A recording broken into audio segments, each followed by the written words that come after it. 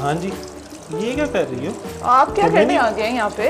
ओ यार, तुम्हें नहीं पता ना कोई तुमने सेफ्टी ना मास्क है, तुम्हें नहीं पता इसमें वायरस आया हुआ है। अच्छा मुझे नहीं इतना पता था, मोजी मुझे वायरस आया हुआ है। हेलमेट पहन के तुम और मैं क्या करूँ? ये हेलमेट नहीं, मास्क ना कोई सेफ्टी, और इतना वायरस कौन इस सा चिकन के वायरस? अंदर आया कोई हुआ है। वायरस नहीं है, कुछ ओ नहीं यार, है। ये छूने से इंसानों में लग रहा है ये वायरस। ले मुझे लग गया, तो गया लग मुझे। सकता है, तुम्हें चाहिए ये पूरी सेफ्टी के तौर पे इसको यूज करो। ओ भाई कुछ भी नहीं है, ये सारी ड्रामेबाजी है, सिर्फ रेट कम करने के लिए।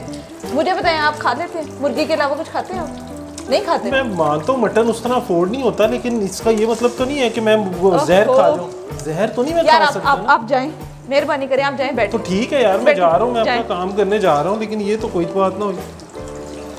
ऐसे ही बस, मुर्गी नहीं खानी, मुर्गी नहीं खानी, पकेगी तो पता चलेगा।